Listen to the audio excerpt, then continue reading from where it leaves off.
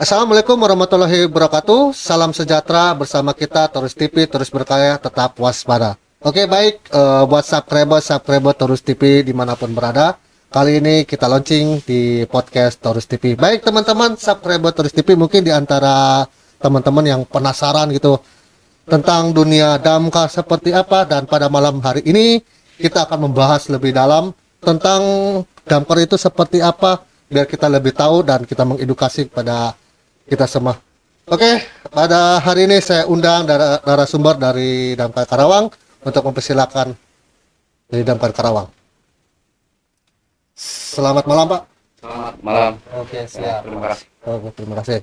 Oke, sebelum lebih dalam lagi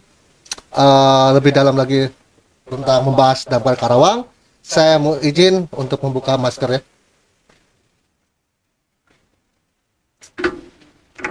Oke, baik, buat subscriber Torus TV, sebelum kita lebih dalam lagi ya, kita memperkenalkan diri kita. Saya dari channel Torus TV, Ardian Sitorus, dan Saya Mulyadi bin Said ya, dari Damkar Kabupaten Karawang.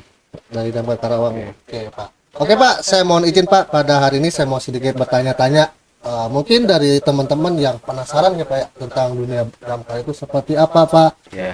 Banyak yang penasaran, kan ini pekerjaan ini adalah pekerjaan yang sangat luar biasa dan mulia, dan bahkan pilihan gitu ya, orang-orang yang pilihan luar biasa. Betul. Nah, saya mau tanyakan, Pak, udah berapa lama Bapak di bidang ini, Pak, Damkar Karawang ini, Pak? Saya kerja di pemadam kebakaran udah 7 tahun.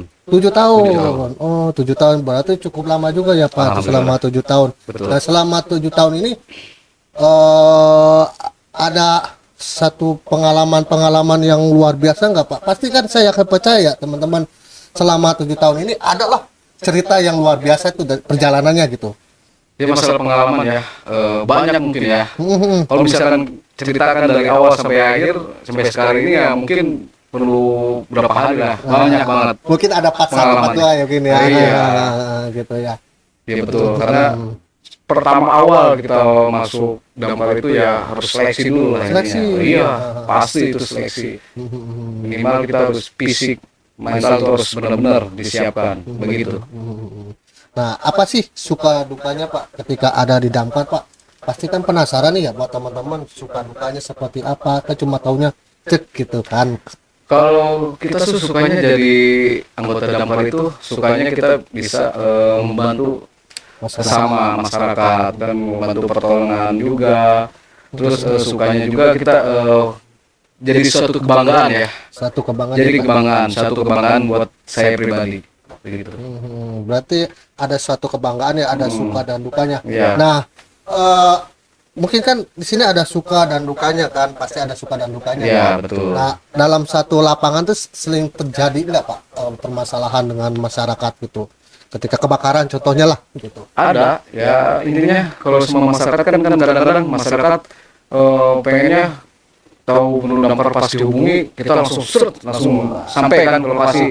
Nah, bagian masyarakat itu sebenarnya nggak tahu yang apa yang terjadi ya. Kalau misalkan kita menerima laporan kebakaran itu ya dari itu, pertama kan kita harus tahu dulu itu berita hoax apa enggak. Satu itu. Kedua, dari kantor pemadam kebakaran ke tempat TKP itu jaraknya berapa kilo? Tergantung di tempat lokasinya gitu. Ya, terus kedua arus lalu lintas. Lalu lintas macet kah? Apa gimana kah? Terus kadang-kadang di masyarakat juga kalau misalkan lagi di jalan itu kadang ada yang ngerti, ada yang tidak juga. Seperti itu. Memang betul sih, Pak, buat teman-teman ya. Ini sebagai kendala gitu ya, mungkin atau kurang pemahaman masyarakat itu ya. Makanya pada malam hari ini, kesempatan pada malam hari ini, Pak, di podcast channel Torus TV ini untuk memberi satu pemahaman edukasi gitu untuk masyarakat tuh, ketika terjadi gitu kebakaran ya, Pak ya. Yeah. Banyak yang belum paham tuh ketika mobil seperti apa gitu. Utamanya itu adalah, mohon maaf nih buat di power mama gitu kan, biasanya waduh pengen ini banget gitu ya, Pak. Betul. Pasti akan kendala seperti itu udah gitu kan, Pak. Gitu. Nah, ketika apa harus yang dilakukan oleh dari damkar gitu? Ya intinya kita harus tetap sabar ya. Yang namanya masyarakat nggak tahu kan, kita harus sabar. Makanya kita butuh sosialisasi juga untuk masyarakat. Masalahnya gini ya, kalau kita kurus di jalan itu, damkar itu harus diutamakan. Ya. Karena mobil kita itu emang ada undang-undangnya, dia diutamakan, dinomor satukan. Betul. Gitu kan, pertama awalnya kan yang harus didahulukan itu kendaraan pertama damkar, terus kedua ambulan, mobil jenazah, terus iring-iringan pejabat, TNI Polri, terus sama terakhir PPIP, begitu. Berarti ada beberapa hal gitu ya Pak ya. Iya. Nah, kan ini saya mau pertanyakan nih, ada hal yang ini mungkin pertanyaan dari buat teman-teman juga ya. Pasti kan ketika di lampu merah ya Pak ya. Nah kan itu bagaimana nih Pak? Apakah harus terobos atau gimana gitu? Bahkan lampu merah itu kan Iya. gitu. Kalau untuk damkar pribadi ya, kalau misalkan lampu merah pasti diterobos lah. Kalau Terobos damkar. itu ya. Nah, contoh misalkan kita lihat dua kebakaran terus lampu udah merah. Kalau otomatis kalau damkar itu pasti sama damkar diterobos. Nah, untuk masyarakat kalau misalkan udah terlanjur berhenti di lampu merah, kalau di belakang kita ada mobil damkar yang sedang mau pemadaman kebakaran. Silakan aja terobos lampu merah tapi dengan secara pelan-pelan. Mungkin kalau misalkan ada itu ada petugas satlantas dari kepolisian, mungkin dia mengerti lah dengan keadaan. Ya, dengan keadaan kami kan karena saya dituntut benar-benar harus cepat, intinya seperti itu. Begitu ya Pak. Iya. Nah, ini juga Pak, bagaimana sih cara penanganan apabila terjadi kebakaran Pak? Contohnya gas atau gimana gitu kan? Banyak kan ada kebakaran itu ada gas, ada Iya. arus pendek dan yang lain-lainnya gitu Pak. Betul. Cara gimana sih? Kalau misalkan contohnya kalau di rumah tangga mungkin gas ya. Gas. Gas seperti itu sebenarnya tidak meledak. Intinya tidak meledak. Kenapa kok bisa meledak itu? Karena ada kebocoran dari tabung gas, apa mungkin di regulatornya, apa di selangnya, apa mungkin di kompor gasnya atau di wajan yang menimbulkan api. Nah, kalau cara penanganannya sih gampang ya. Di dapur itu harusnya ada ventilasi udara yang mumpuni lah, cukup itu ya biar bisa masuk udara seperti itu. Nah, kalau misalkan ada kebocoran gas, kalau udaranya ventilasi udaranya gede, otomatis angin masuk, terus gasnya itu sendiri ke bawah angin habis. Nah gitu. Kalau misalkan ada yang kompor gas, ada yang berita yang meledak, tuh bagaimana itu bisa meledak? Contohnya kalau misalkan ada kebocoran dari gasnya atau di regulator, apa di selangnya atau di kompornya, nah jadi si gasnya itu ngumpul di ruangan dapur itu karena ventilasi udaranya kecil. Nah jangankan kita menyalakan korek api begini Pak, kita nyalain saklar aja, tek, Langsung meledak seperti itu karena gas itu benar-benar sensitif banget dari ledaknya gitu. Dan cara penanganannya itu gampang.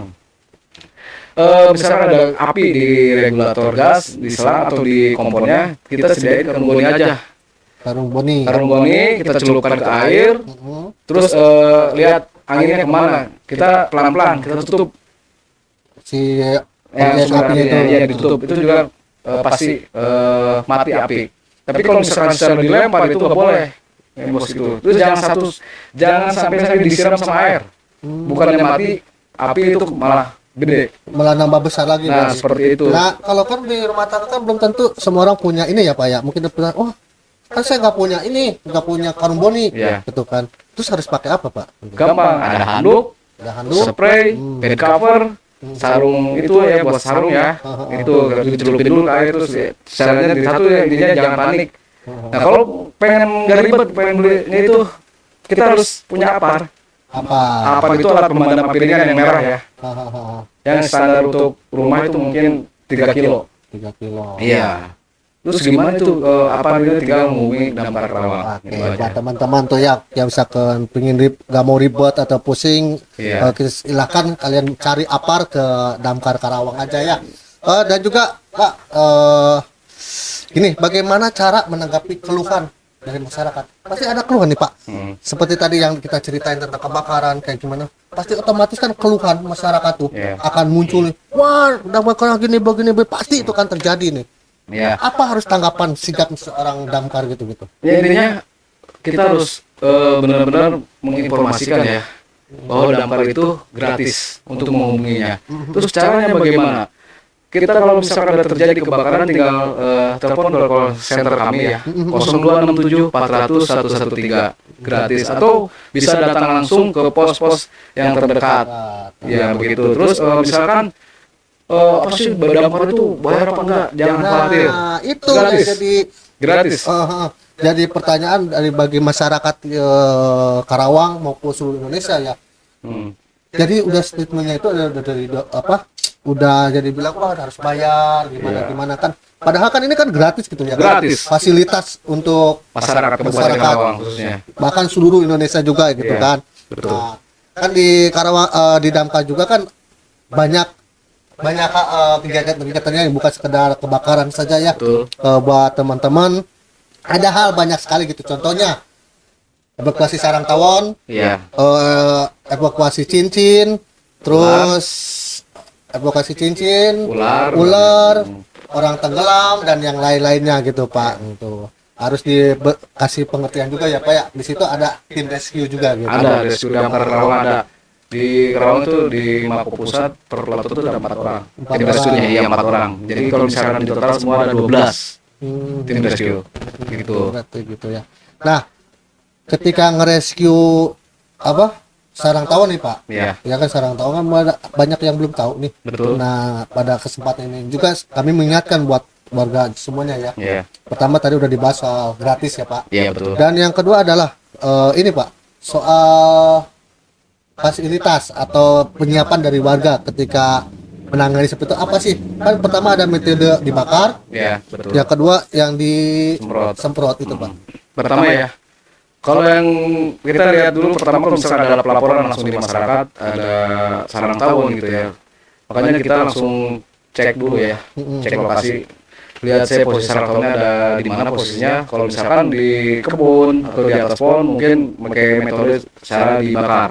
Nah yang disiapkan itu harus pertama kalau dibakar itu harus nyiapin gala, terus pakaian bekas ya buat bikin obornya, terus tali kawat ikat, terus bensin 1 liter, terus sama hit tentunya satu ya racun serangga yang kecil aja nggak apa-apa kalau metode kita dibakar. Dibakar itu. Nah, kalau misalkan sarang tawon posisinya di dalam rumah, kayak di plafon, di genting, atau di mana posisinya di rumah, kita harus secara langsung kita berhadapan dengan sarang tawon. Nah, yang harus disiapkan itu pertama hit ya atau racun serangga. Nah, racun serangga itu tergantung gede kecilnya sarang tawon itu. Mungkin membutuhkan berapa bijinya tergantung gede apa kecilnya sarang tawon. Terus kedua lakban ya. Lakban buat kita lakban sarung tangan antara sarung tangan sama jaket kita di lakban karena jenis tawon Vespa Pinus itu benar-benar sangat berbahaya karena dia kalau misalkan itu nyaris lah buat masuk ke badan kita untuk menyerang kita atau menyengat kita. Begitu terus golok juga harus ada karena sarang tawon yang nempel di tembok atau di atas rumah di plafon di genting itu sangat keras banget, sangat keras sekali. Makanya kita memerlukan golok gitu. Terus karung juga buat masukin sarang tawon ke karung pembersihan ini ya gitu ya. Itu. Nah, ada lagi Pak pertanyaan nih Pak. Ada berapa cabang sih pos-pos di Damkar Karawang ini kan setiap kejadian kebakaran kan lokasi kan cukup jauh-jauh kan. Betul. Otomatis kan nggak harus satu titik aja di pusat gitu ya. Iya. Pasti harus ada beberapa cabang-cabang. Nah, cabang itu ada berapa aja Pak? Perlu kita Cabang di Kabupaten Karawang itu Damkar alhamdulillah mempunyai 5 pos ya. 5 5 pos. pos 6 sama makonya pusat. Pusatnya. Iya. Yang pertama itu makonya di Rengas Dengklok, Cilamaya Wetan, Telaga Sari, Cikampek sama Pangkalan. Itu. 6 sama di Mako Pusat Karawang Kota. Nah, teman-teman yang di daerah-daerah yang tadi disebutkan oleh Pak Mulyadi ya. Iya. Kalau misalkan teman-teman kejadian seperti ini kebakaran atau mau rescue ular atau sarang tawon, di situ udah tersedia pos-pos ya, Iya, pos-pos betul. yang di setiap daerah-daerah gitu. Iya. Jadi nggak menjingkup satu tempat aja gitu Betul, kan. betul. Jadi ada beberapa lokasi untuk Iya. biar tidak terjadi sesuatu gitu. Ya silakan tinggal telepon aja atau datang ke kantor, kami langsung respon.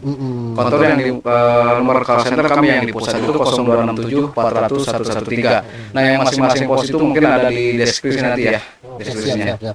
Oke, teman-teman mungkin ada yang menarik ya, ada yang mungkin penasaran, termasuk saya gitu ya Pak. Iya. Penasaran itu, kalau saya dilihat di jalan-jalan nih baju biru itu gagah gitu kan, istilahnya ada bawa ini kan. Iya.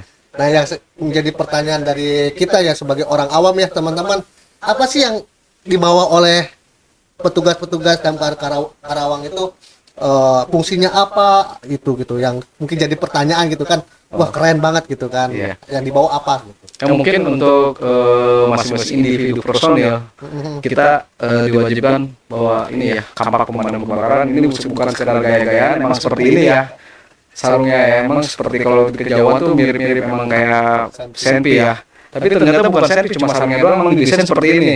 Ternyata kalau di dalamnya itu adalah kampak darurat ya pemadam kebakaran ya.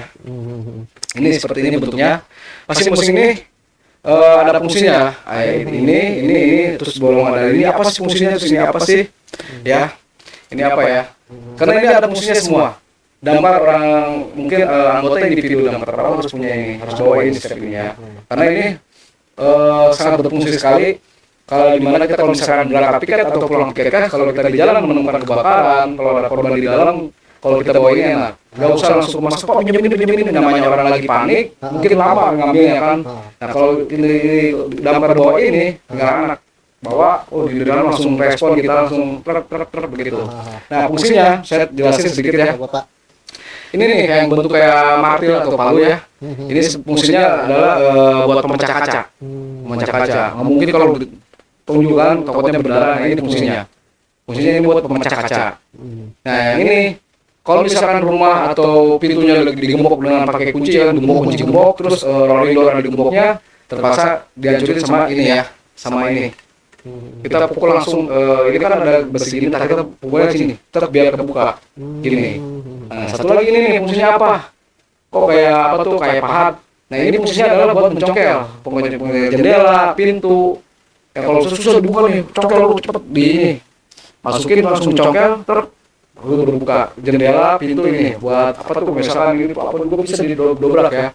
Nah yang satu lagi nih pasti tanda-tanya ini yang bolong apa sih? Nah, itu dia yang jadi penasaran kan bolong itu. Nah, ini adalah kunci hidran.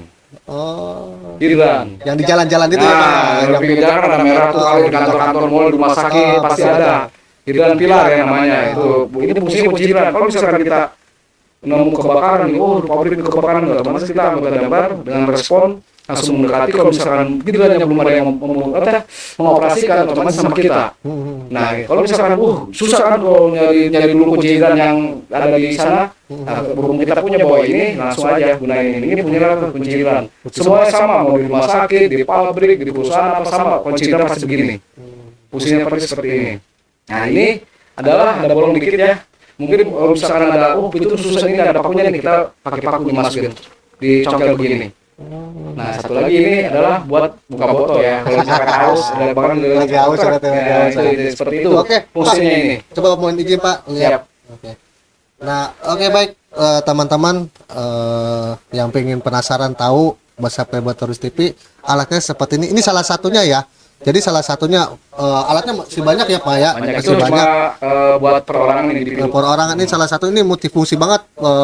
Pokoknya banyak sekali penggunaannya gitu ya. Oke Pak, silakan Pak. Makasih Pak. Ya. Kalau misalkan di masyarakat ya, kalau misalkan kita di KPS ada kampak anggota kami yang ketinggalan, silakan dikembalikan ke kantor damkar ya. Ini khusus. Tapi kalau misalkan orang bukan anggota damkar tapi punya ini.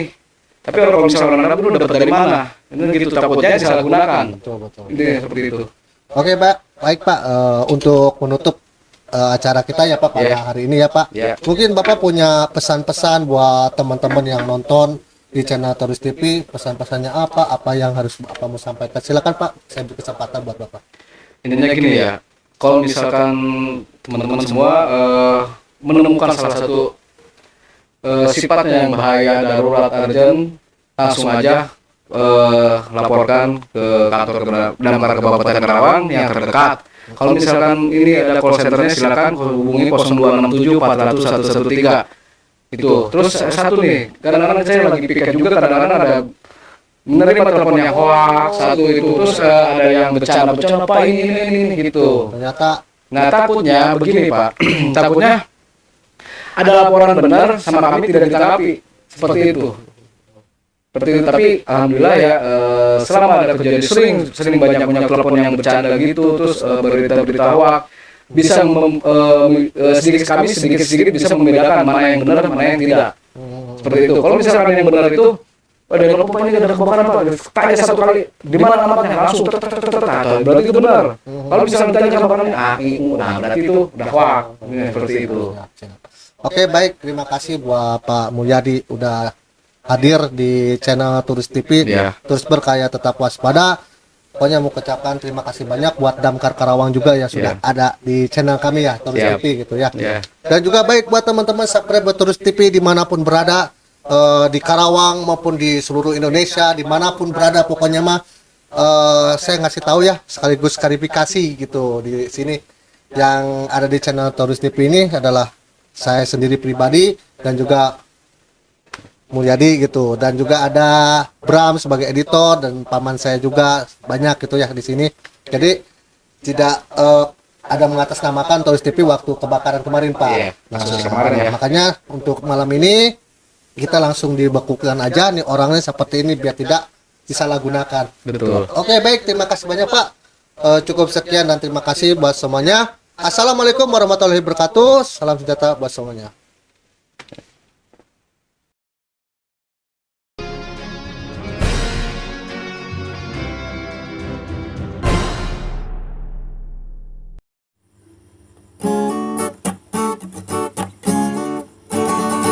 Di saat orang lain tertidur lelap, aku dan kawanku harus waspada demi menjaga rasa aman dari bahaya musibah kebakaran. Di saat orang lain berlari menjauh, aku dan kawanku menghampirinya. Tak peduli apa yang terjadi, kami harap mereka mengerti. Kami petugas pemadam kebakaran selalu bekerja dengan penuh semangat, siap menghadapi apapun yang akan terjadi. Petugas pemadam Kabupaten Karawang pantang mulang sebelum padam, meski nyawa yang harus kami pertahankan.